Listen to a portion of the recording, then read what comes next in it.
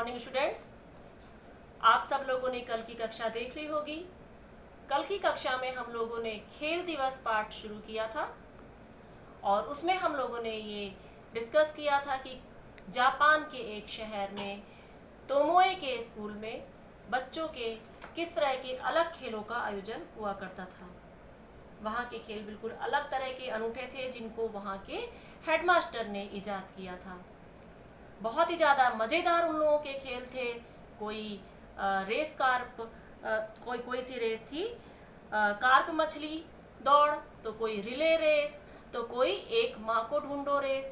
कभी नाम ही नहीं सुने हैं हम लोगों ने, ऐसी ऐसी रेस उनके यहाँ हुआ करती थी।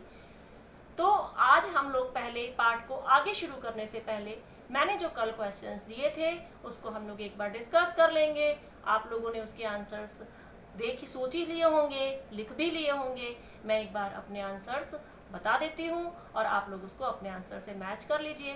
थोड़े से शब्दों के हेर फेर से कोई फर्क नहीं पड़ता है, लेकिन आंसर सही होना चाहिए। बस आप अपने शब्दों में लिखिए, उससे कोई फर्क नहीं पड़ता है।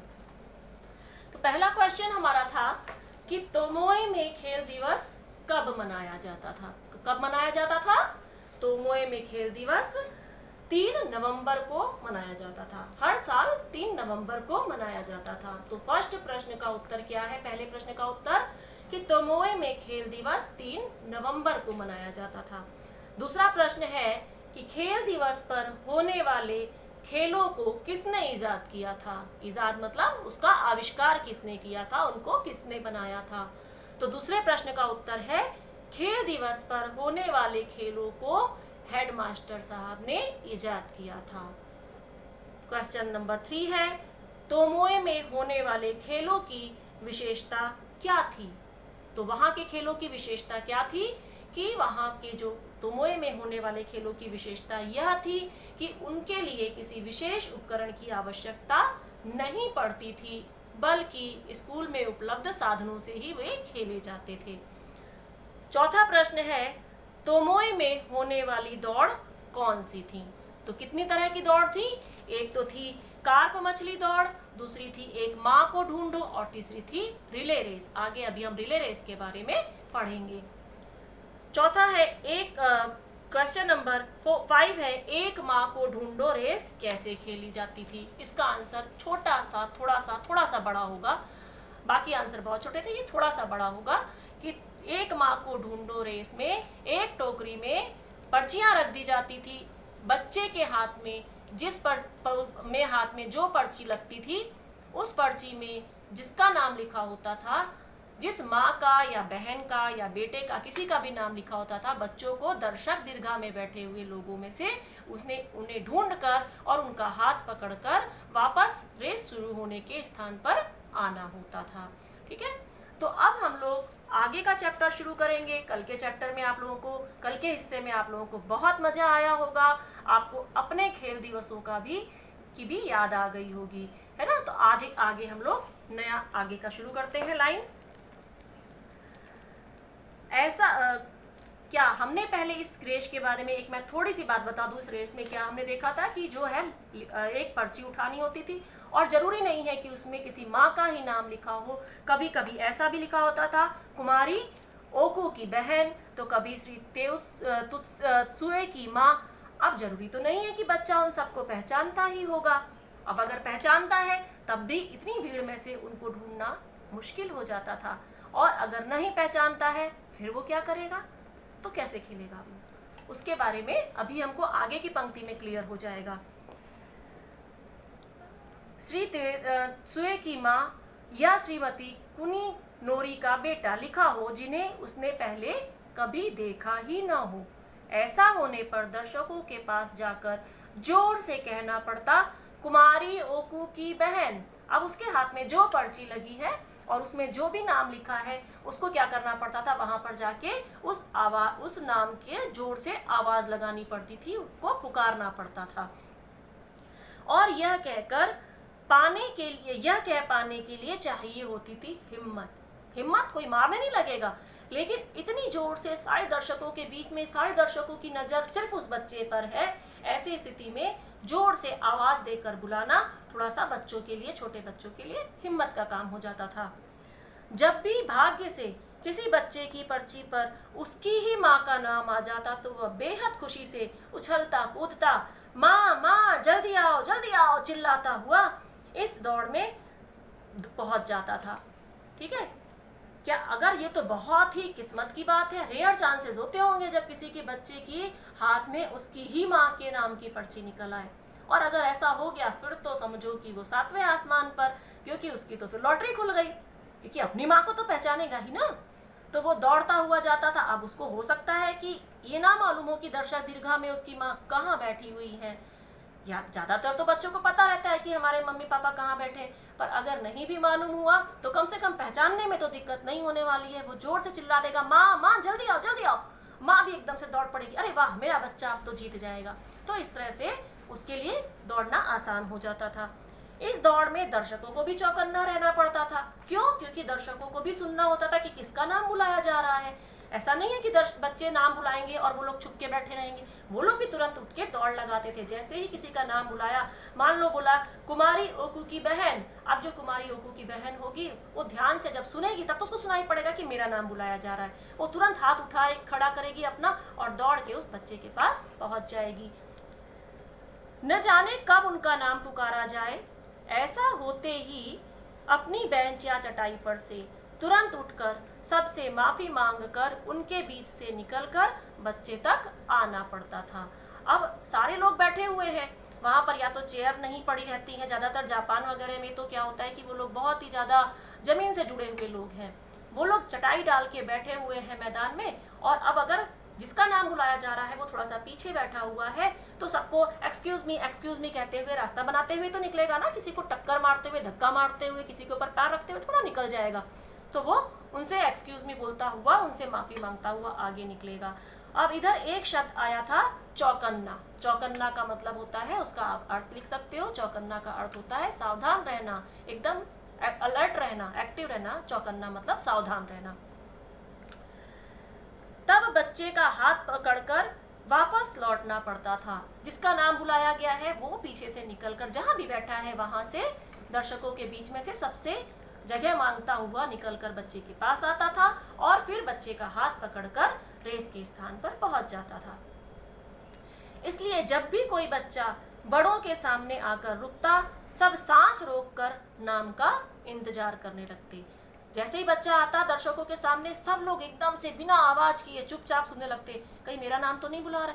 क्योंकि क्या हुआ, किसी का नाम बुलाया, मान लो तो नहीं सुन पाया, तो फिर आसपास के लोग क्या सोचेंगे, अरे कितना लापरवाह आदमी है, ये बच्चा बुला रहा है और ये तो सुन ही नहीं रही है, या तो ये सुन ही नहीं रहा है।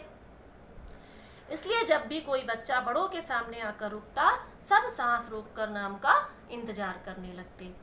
यह समय गपशप करने का या खाते पीने रहने का नहीं था। ये नहीं कि वहाँ पर बैठ के आपस में गप्पे लड़ा रहे हैं, पड़ोसी की बुराई कर रहे हैं, तो किसी के बच्चे की बुराई कर रहे हैं, है ना, या फिर खाने पीने में लगे पड़े हैं, पॉपकॉर्न खाने में या जो है चिप्स खाने में। क्योंकि अगर आप इन सब चीज़ों में अपना ध्यान बटा दोगे तो बच्चा बुलाता रह जाएगा, आप सुन नहीं पाओगे, तो वहाँ पर खराब लगेगा, एक बुरी इमेज हमारी बनेगी। बड़ों की भागीदारी उतनी ही जरूरी थी जितनी कि बच्चों को, यानी कि बच्चों की भी भागीदारी यानी कि सम्मिलित होना कि वो कैसे अपना योगदान दे रहे हैं।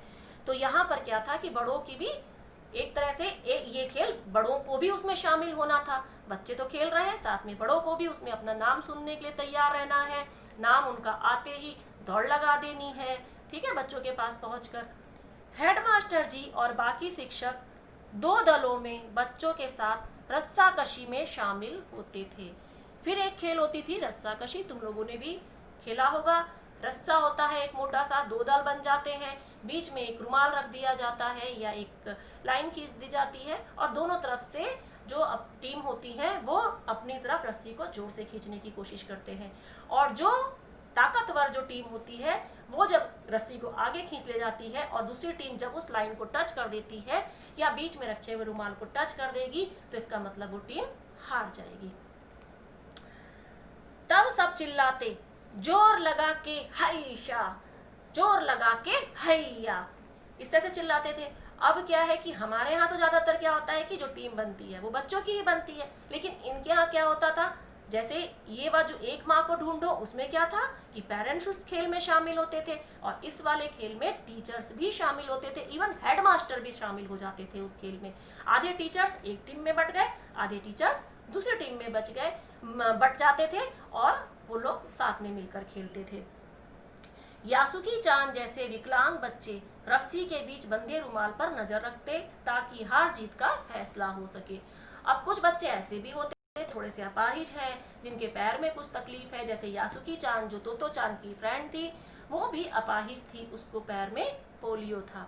तो जो है वो भी, अब ऐसे बच्चे कैसे खेलेंगे? वो बच्चे तो रेस नहीं लगा सकते हैं, वो रस्साकसी नहीं खेल सकते हैं, लेकिन उनका भी तो मन करेगा ना कि हम किसी तरह से इस खेल के हिस्सेदार बन जाएं, हम भी इसमें शामिल हों, हमारा भी कुछ इसमें रोल हो, हमारा भी कुछ पार्ट हो।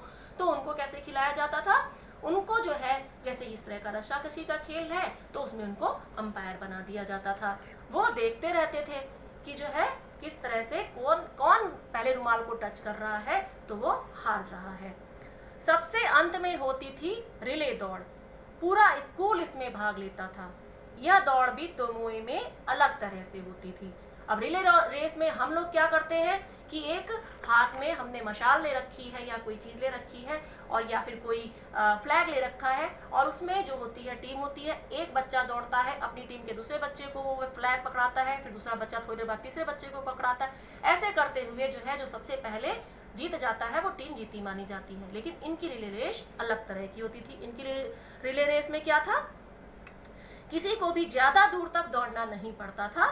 सभागार तक पहुंचने वाली अर्धचक्राकार सीढ़ियों से, सभागार यानी कि ऑडिटोरियम, अर्धचक्राकार यानी कि सेमी सर्कल, सीढ़ियों के ही ऊपर नीचे आसपास बनी छोटी छोटी हर सीढ़ी पर पांव रखना पड़ता था। उन्हें उल्लांघने की इजाजत नहीं थी, यानी कि ऑडिटोरियम तक पहुंचने के लिए जो छोटी छोटी सीढ़ियां साइड में बना रखी थी उस पे चढ़ते हुए उनको ऊपर जाना होता था, फिर सीढ़ियों से उतरकर नीचे आना पड़ता था। और सीढ़ियां क्योंकि बहुत कम ऊंची थी तो उसमें कम ऊंची सीढ़ी में जल्दी जल्दी पैर रखकर चढ़ना थोड़ा सा मुश्किल हो जाता है। उसमें भी जिसकी हाइट थोड़ी ज़्यादा हो उसको छोटी सीढ़ी पे यानी कि कम हाइट की सीढ़ी पे चढ़ने में परेशानी होगी। वो क्या चाहेगा कि मैं 2-3 सीढ़ी एक साथ छोड़ के चढ़ जाऊं, लेकिन किसी भी सीढ़ी को छोड़ने की कोई इजाज़त नहीं थी। आपको कंपल्सरी हर सीढ़ी पर पैर रखना ही है। इसलिए पांव या कद जरा सा भी बड़े हो तो काम टेढ़ा था, यानी कि आपका पांव अगर बड़ा है, सीढ़ी की चौड़ाई भी कम होती थी और ऊंचाई भी कम होती थी। तो अगर पांव बड़ा है या फिर अगर आपका कद लंबा है तो आपको इतनी छोटी छोटी सीढ़ी पे जल्दी जल्दी से चढ़ने में बहुत परेशानी होगी।